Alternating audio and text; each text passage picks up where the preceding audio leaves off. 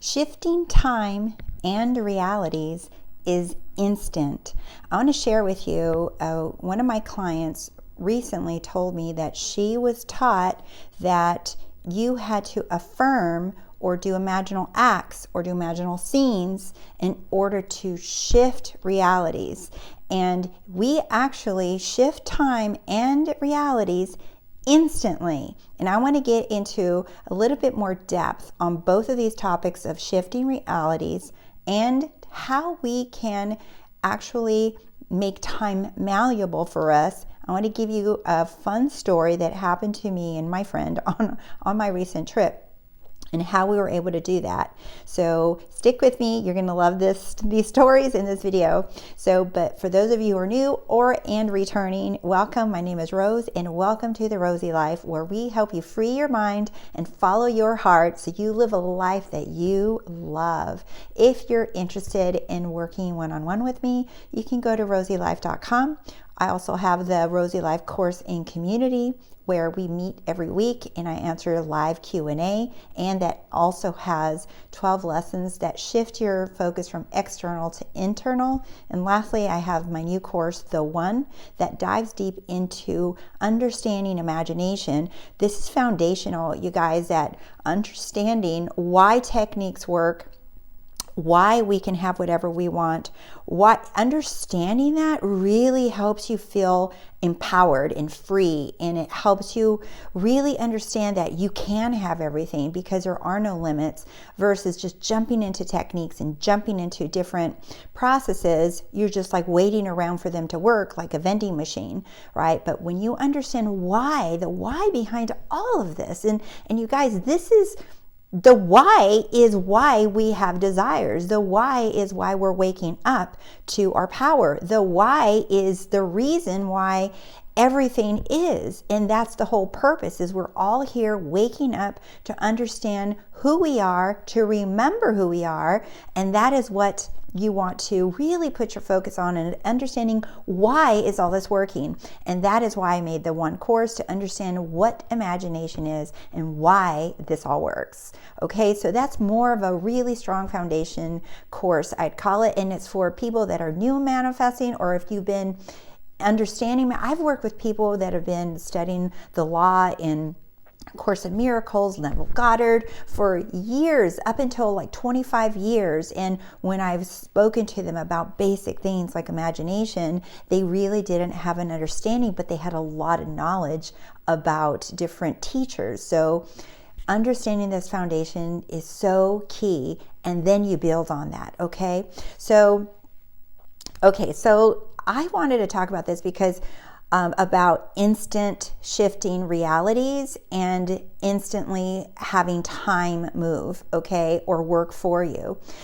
This really idea was inspired from two things. One, a story I'm going to share with you from a trip that I just had with my friend Elizabeth, and then the other part comes from a client that I'm currently working with, and she was under the impression that she had a belief. She said she learned this from different coaches and whatever, it doesn't really matter, but she was taught that the reason why you affirm or imagine is to then shift into the reality. Well, I want to tell you that while those techniques or processes work, okay, what I really want to share with you is that we shift realities every second, all day long. Every time you do anything, you move, you blink, you shift, you look a different way. Every time you think a thought, you are in a different reality constantly. So reality shifting is actually instantaneous. When we do an imaginal act, or we decide and claim that this is who we are, in that moment, you are in that reality. So it's not doing affirmations and visuals to get you there. No, the techniques and processes and visuals and affirmations are actually to help you remain there. That's different. So you're not working to get into that reality. Once you go within consciousness, in awareness, you move into that reality instantly. So that's what I wrote on here, okay? Because I know you guys really like when I write things on the whiteboard, so that's why I'm doing it for you guys. Okay, so shift to new state or reality is instant. Like, bam, the moment you desired it, the moment you thought it, you are now in that wish fulfilled. You are in that new state. It's not, doesn't take years or months or days or hours. You are instantly in that state.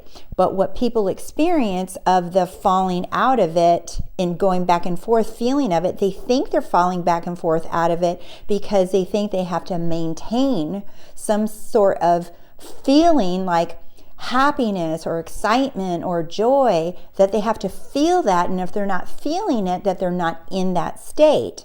That's not true, because no matter what it is that you're what you are wanting to be different, whatever state you want in your life, whatever reality you want to be in, right? You're not always going to be on dialed up 10 excited or dialed up 10 happy or dialed up 10 whatever, right? You're going to experience all kinds of different emotions or different feelings. So you don't have to always be dialed up to have evidence that you're in the state. That's really important, that I hope a lot of you understand, that once you desire, once you claim or you affirm or intend or assume that you're in a state, you are now in that state. And so persistence is to what you're doing is you want to persist and remain in that state, meaning every time you think that you're in the old state, you're saying, no, I'm in this state, I'm in this reality now. And that's what using imaginal scenes, assumptions, or affirming or scripting, all of those techniques and processes are meant to help you experience to remain in that state, right? And or you can just have the assumption. You don't have to do a technique or process. You can just hold the assumption that you are in that state, and that's it. And if the old one pops up, you're like, no, I'm in this state.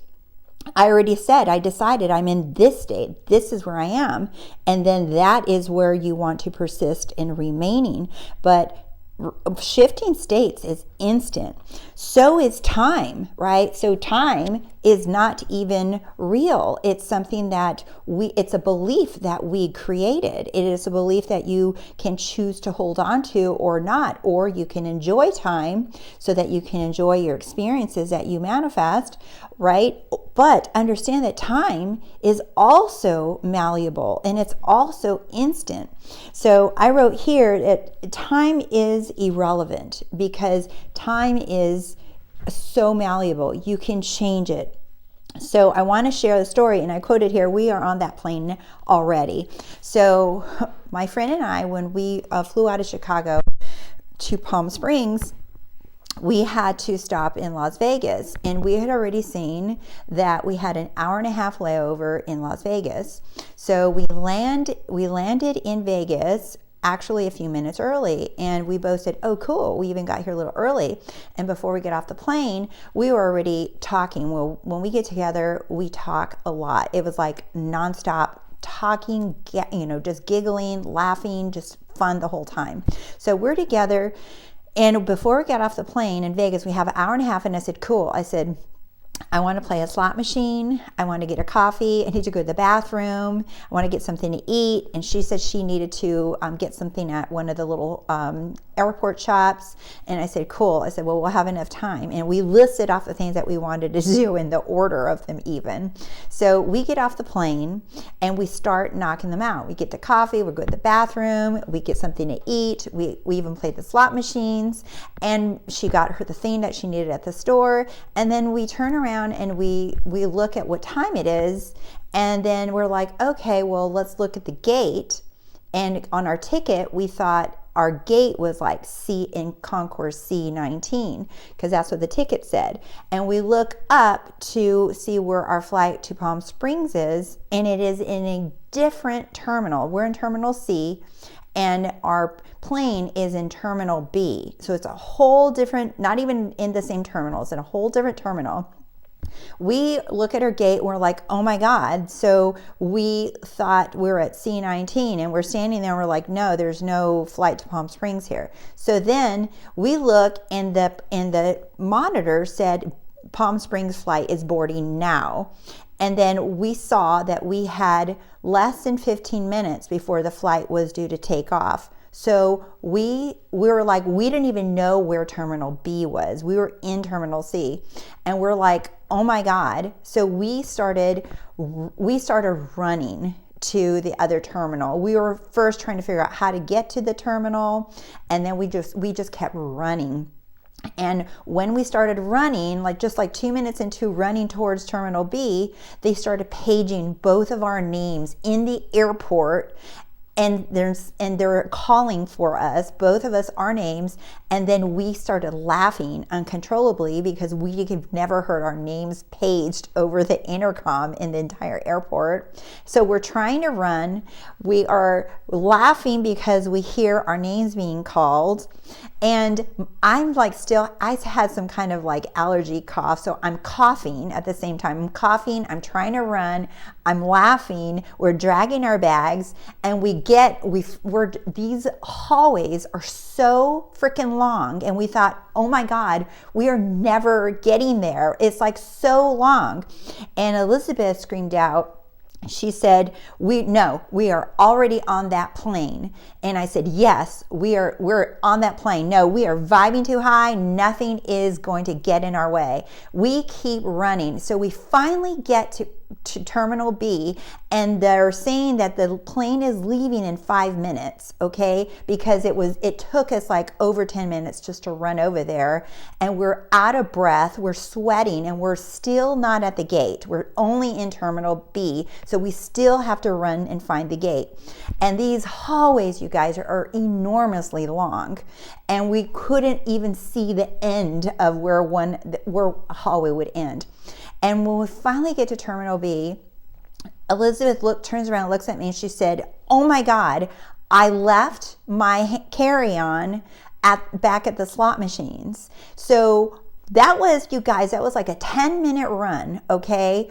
And I just immediately just said to her, go get your bag, and I'm going to go to the gate, and I'm going to hold the plane for us. And she said, fine. And she started running. She had to run back everything we just ran, and then she had to run back. And I was like, I have no idea how this is going to work, because that was a long run that we had already done, and she still had to come back, and hoping that her bag was still there.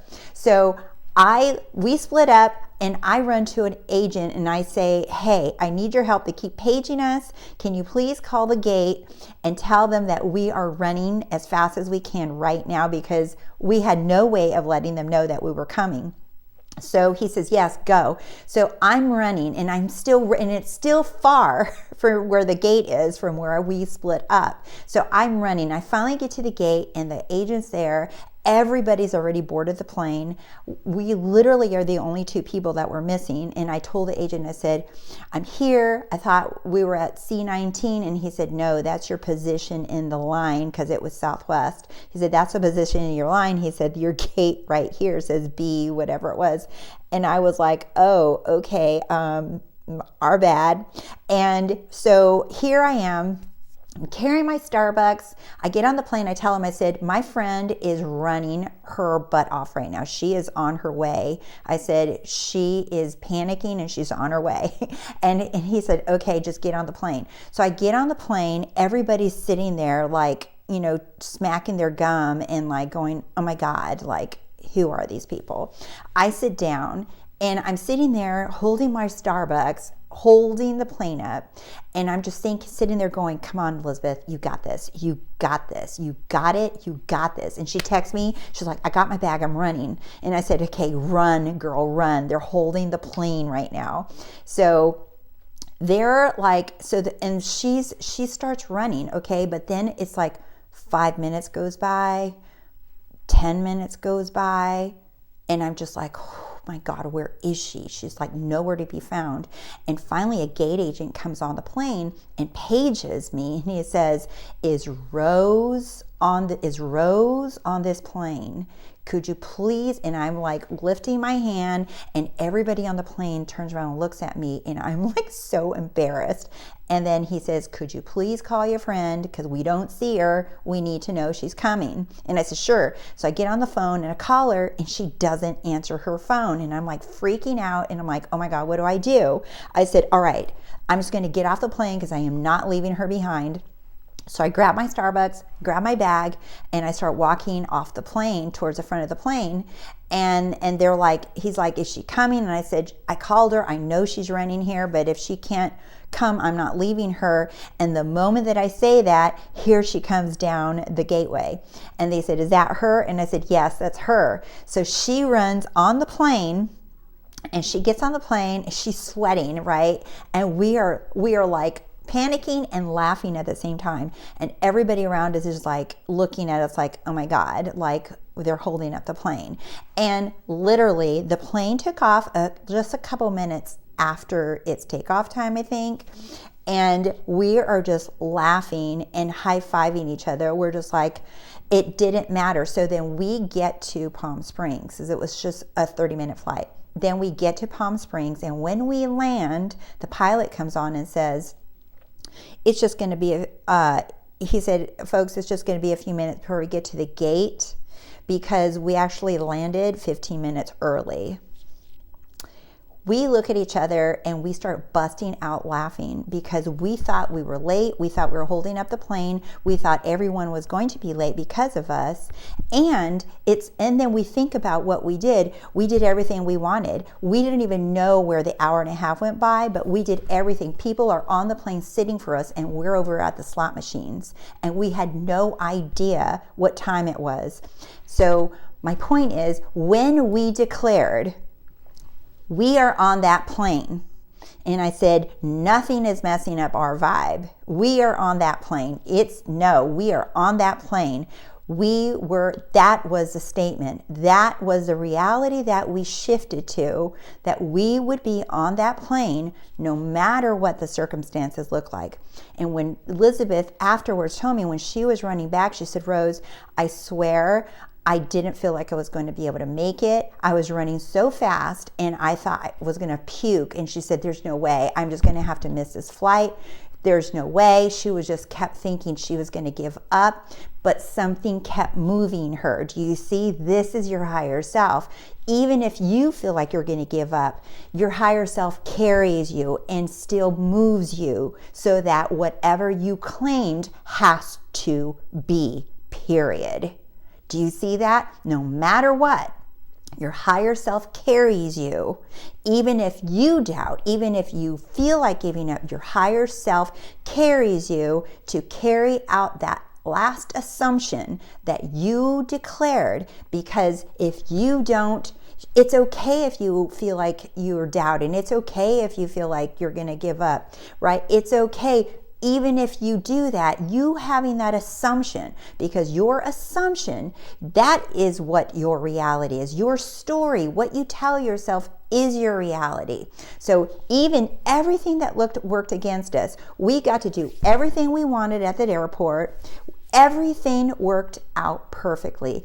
And we even landed, and not only on time, but we got there 15 minutes early. So we looked at each other and we said, you're welcome to everybody, because we could have maybe sat on that tarmac for a longer period of time had we not been the cause of the delay.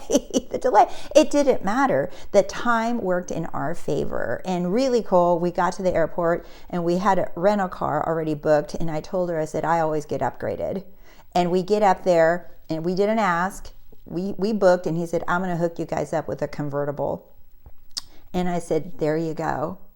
Do you see? So your assumptions are your reality. So whatever you assume, is so what if you doubt? So what if you feel like you're going to give up? Don't let loose of your assumption, because that is what matters. Not how you're feeling, not these momentary feelings of doubt, but your assumption is what matters. So I intend that you enjoy this video and enjoy my little stories. And remember, you shift realities instantly, and everything aligns to it, and techniques and processes are to help you remain in the state that you already selected. So don't let anyone tell you that it takes a while to shift. You shift instantly. And I remember too, I had a coach a long time ago tell me, oh, you haven't shifted yet. And I'm like, no, I am shifted. And that was the one moving out of it all the time, because I didn't understand this, and now I understand it. So now it's clear. So your assumptions, you stick with it, because that is your new reality. That is your new state. All right. So thank you so much for being here. Thank you for liking this video and sharing the content from the Rosey Life, and help us grow. And I appreciate you guys so much. And thank you for subscribing to the Rosey Life. And you guys are all freaking amazing. I love you, and I'll see you soon. Bye.